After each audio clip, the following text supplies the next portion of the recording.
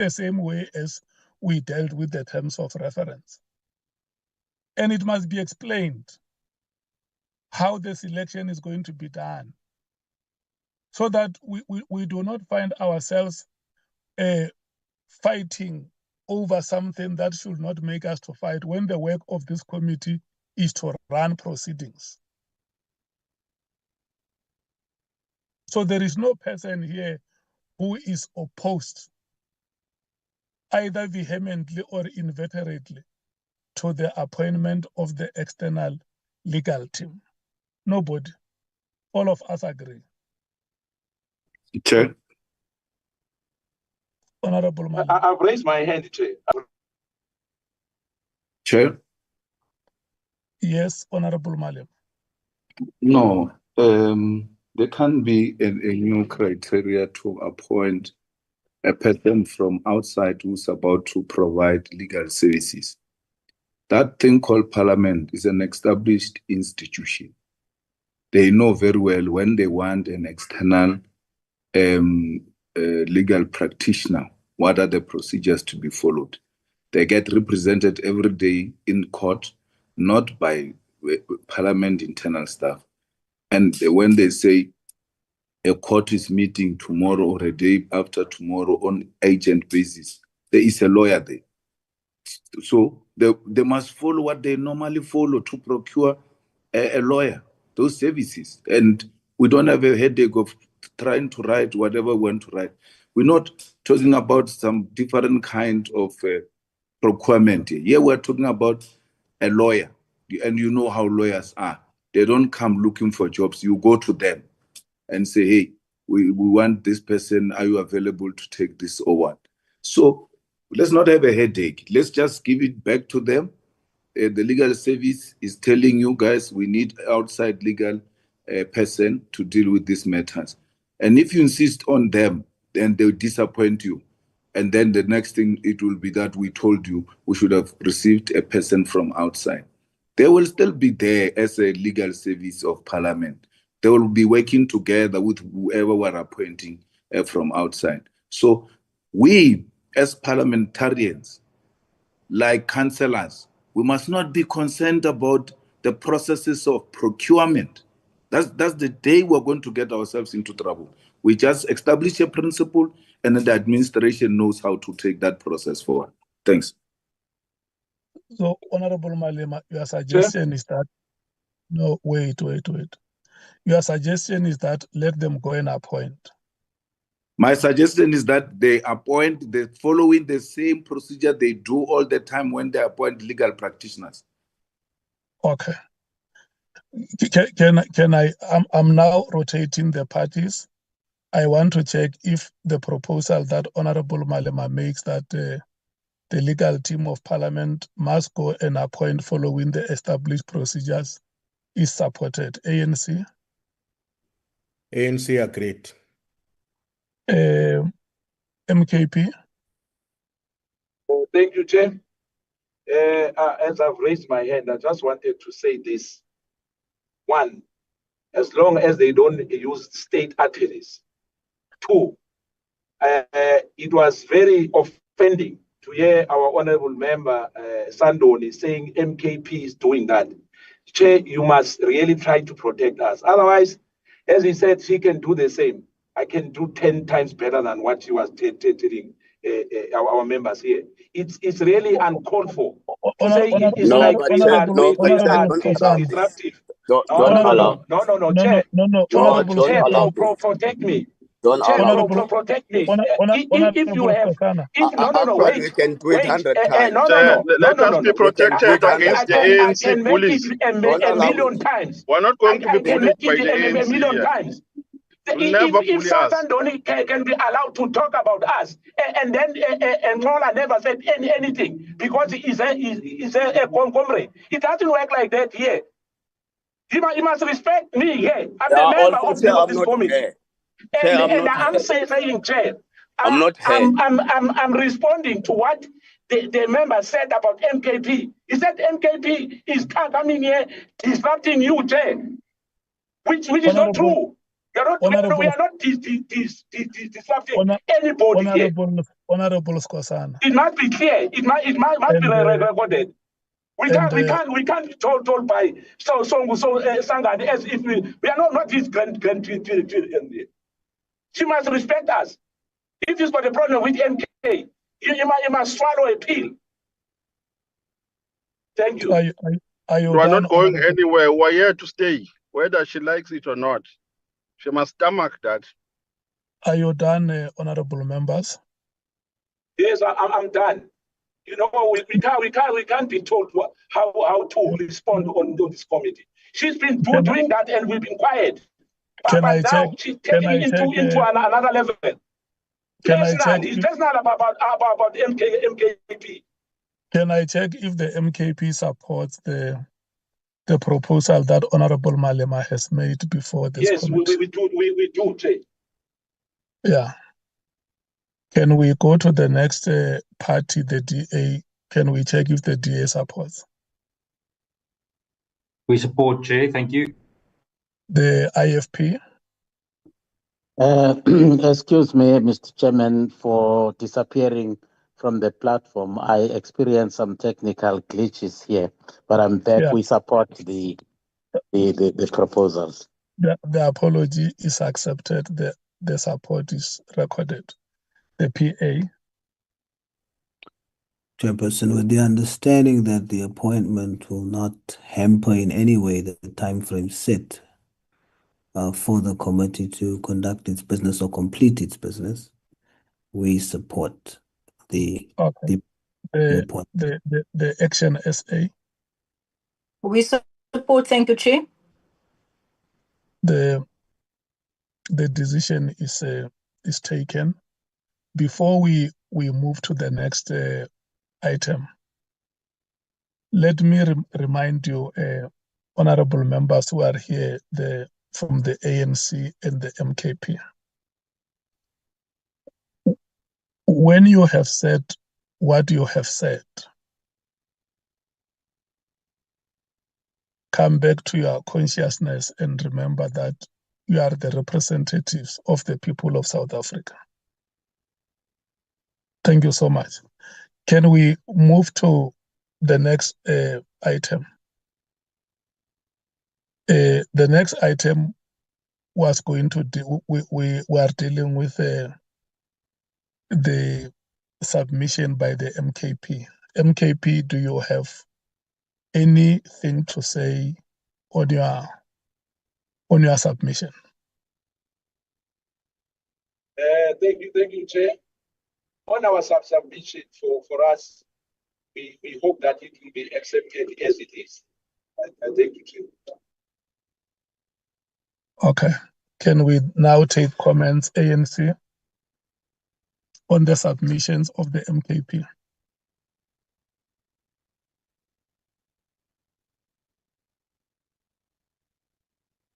Chair, can you hear me? Yes, Honorable Ntuli. Yes, no, thanks. We don't have a major problem with those 3 points from the MKP, except that 5.2, which says findings shall be grounded in a probative record sufficient for rational parliamentary recommendations with reasons recorded. We can do without it. But if the feeling of the meeting is that it has to be there, the ANC will really not stand on the mountain against it. But the reason why we say we can do without it is because we believe that it will be inconceivable for the portfolio ad hoc committee to make decisions and recommendations that are not rational. So the way it comes across is as if it's a condition because we may not be capable of being naturally rational in our submission. But as I said, Chairperson, it's not a matter for us that really is fundamental. We are just making those observations, but it can pass. Okay. DA, your comments? Thank you, Chair. I think they're actually good points and no objection. Thank you, Chair. The EFF.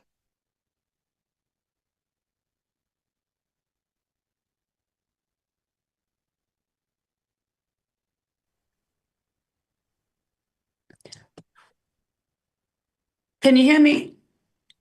Yes, Chair? Honorable Matthys, we can hear you. Chair? Honorable Matthys, we can hear you. Oh, you can. Thank you, Chair. Yes, we support. Okay, thank you so much. The IFP. Supported, Mr. Chairman. I don't know, but I think it's this MK thing which we do. Honorable Matthys, can you please mute?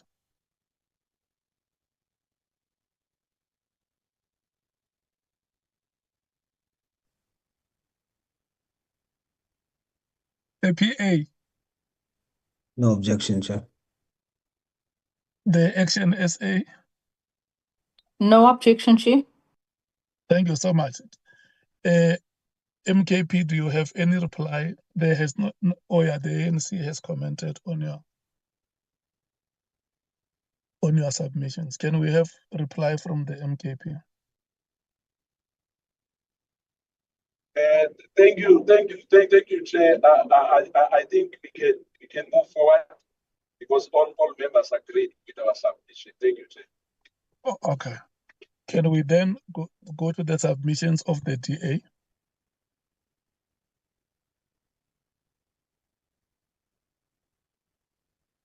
Chair, it looks like the next one is the EFF submission, if I'm not mistaken. Unless if you are not following the screen, you are also checking on outside. I'm following the parties. Did the DA make a submission here?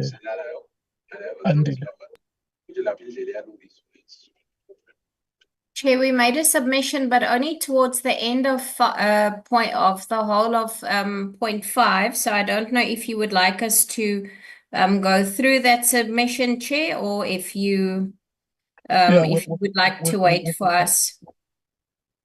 We're on item 5. All right, no problem. Yeah. Yes. Okay. Do you want to motivate your submission? Yes, please, Chair. So we if Andile can just go down for us.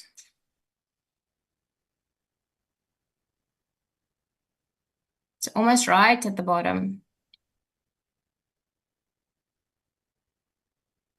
Goes about witnesses, Chair. There you go. Yeah. Thank you very much. So we're just speaking about the documentary evidence. I mean, every member must have the right to put questions directly to and receive immediate answers. So that's what we would like, Chair. Oversight cannot be reduced to just a script. We are concerned that in the current format that each MP will not have the right to cross-question witnesses directly, and that it will be filtered through the chairperson, which we do agree that the chair can intervene where members are genuinely wasting time or where it's repetitive, but there must be substantive oversight being done by us, and there must be a distinction between the abuse of time and the legitimacy of the inquiry. And we don't think that it can be at the sole discretion of the chair. So that is our submission. Thank you, Chair. Okay. Comment on the DA submission, ANC.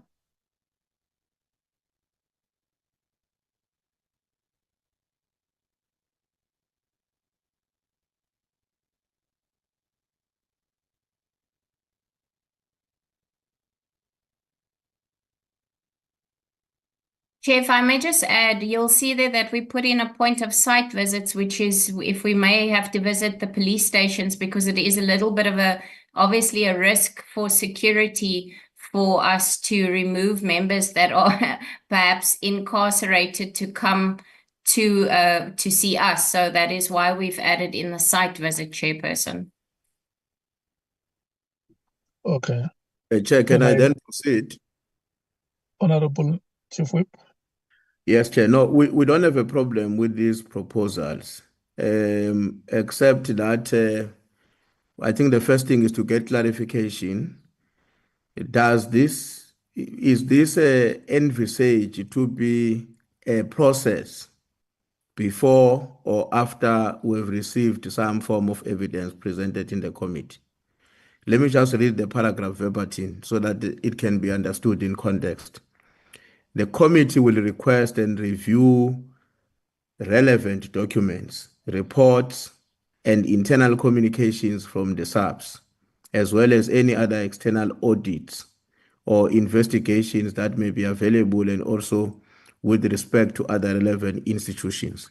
So the first point for me is clarification. Is this proposal suggesting that after having had evidence which relate to what we will request, because the document says the committee will request, we will then request the information, or the suggestion is that there is an information we must go and request before we hear the evidence?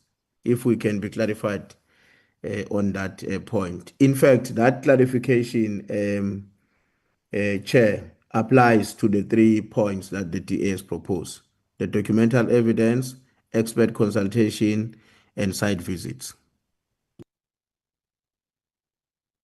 Can the DA clarify its submission? Thank you, Chair. Well, I think it's twofold. The first one is obviously General Mkwanazi made some allegations. So when he does come to the committee, he will come and present documents to us. We can also obviously ask beforehand for documents to be submitted to us. And I think part of, if I remember correctly, the ANC, higher up in the document, I just want to open mine where it goes. In the beginning, it says that people should submit evidence in the beginning. And I mean, we do understand that people can submit evidence before they come and see us, but it is more as we go along. So we will need to obviously request what we deem necessary in preparation. We can't just go ahead blindly. So the committee process must obviously guide us, and then we can also request more if needed, because somebody might come to us and give evidence, and then as a person asking questions, you can always ask for further evidence relating to the matter that they've brought up, Chair. Thank you.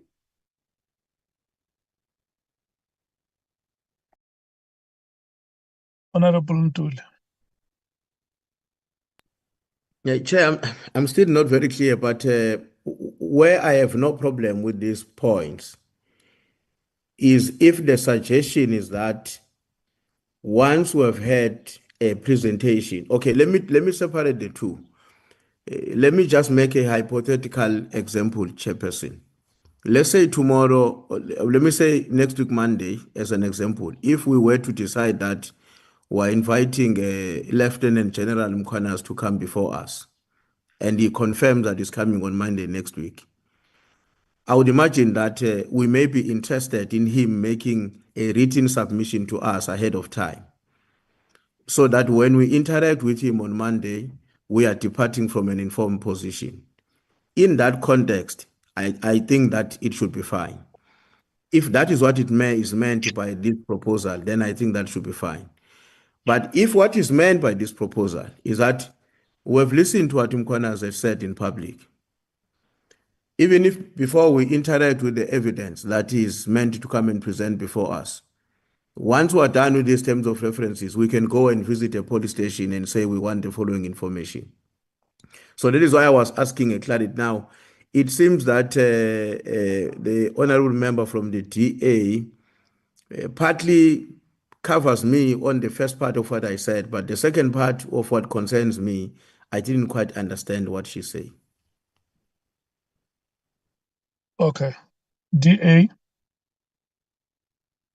Sorry, Chair, thank you. If I may, I just want to give maybe some clarity. I think in terms of the documentary evidence, Honourable Ntuli, or to Honourable Ntuli's question, it goes both ways. So the one is in preparation. So say, for example, General Mkwanazi, as you correctly said, gives us some kind of a document or briefing, something that we can use for preparation beforehand.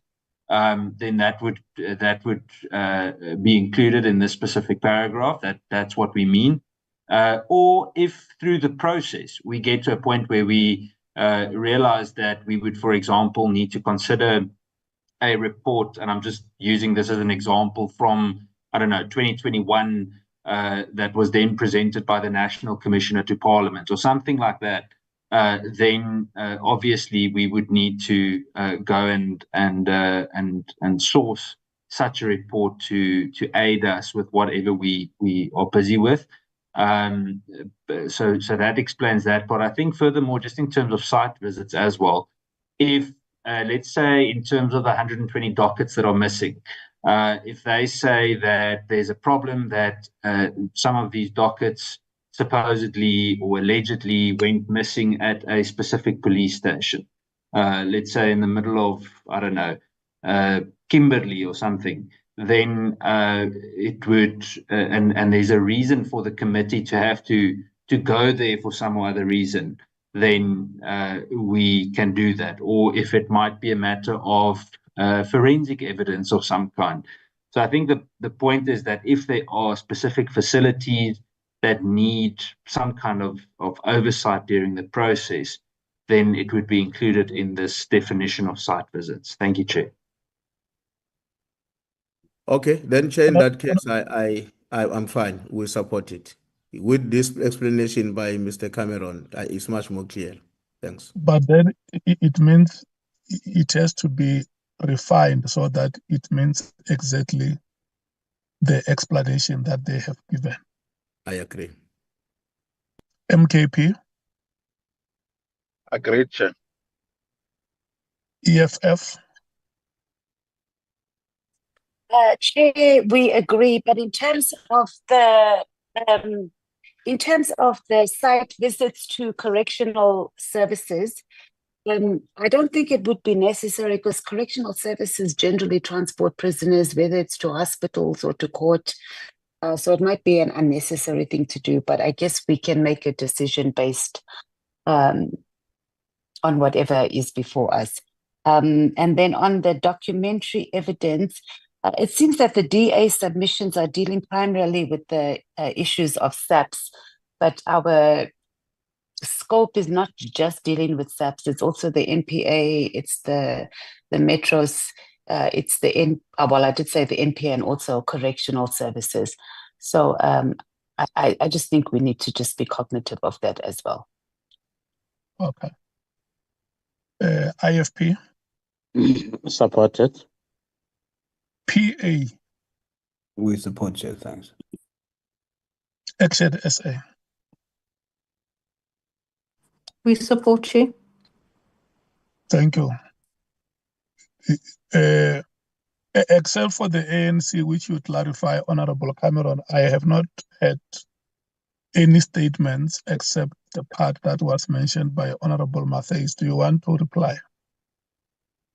Chair, I think Honorable Matthys' point is very valid. I think it was we should actually say it should be the relevant institutions, because she correctly says that it might include a correctional facility or a court of law. So it should be considered within the criminal justice space. We can better define it. Perhaps the legal team will know the perfect wording. But I think it's a very valid point to just make sure that it covers all of the institutions that we would be responsible for during this committee, during this committee's process. Thank you, Chair. Okay. And you agree that your submission should be refined to mean exactly what you have explained here? Absolutely. 100%, Chair. Thank you so much. The next submission is the EFF.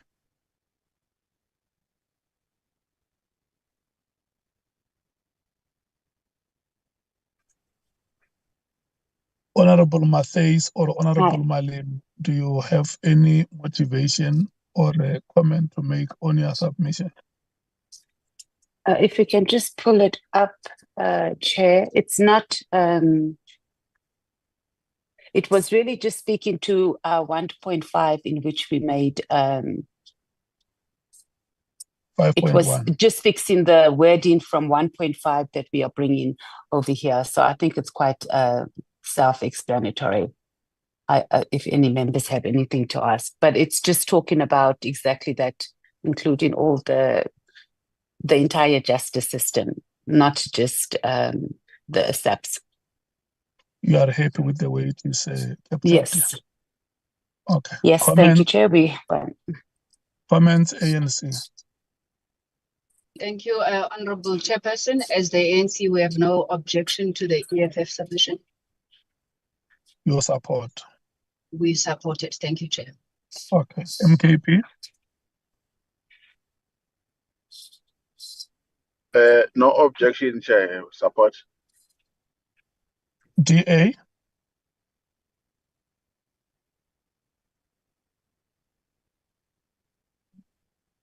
Democratic Alliance. We support, Chair. Thank you. IFP.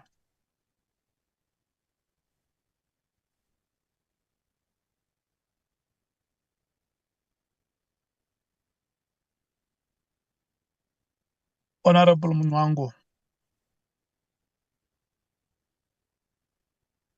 Yes, we support, Chair. Thank you so much. PA. We support, Chair. Action SA. We support, Chair. Thank you. Can I check IFP and PA? Do you have submissions that you made on item 5? We have no submission. No Okay. submission, Chair. Action SA, do you have submission on item 5? Yes, Chair, with regards to witnesses, if I Okay. may. Do you want to motivate or comment Yes, on Chair. your submission? Thank you. You're welcome. Yes, Chair. All witnesses should be required to submit sworn written testimony in advance of their appearance before the committee, accompanied by all relevant evidentiary documentation. This procedural safeguard will ensure that the committee deals solely with matters of fact and verified evidence, thereby precluding the admission of hearsay or unsubstantiated claims. However, this requirement should not obstruct the committee's ability to explore further evidence presented by any witness should new information arise during the inquiry. Okay. Thank you. You are done, Honorable Chair.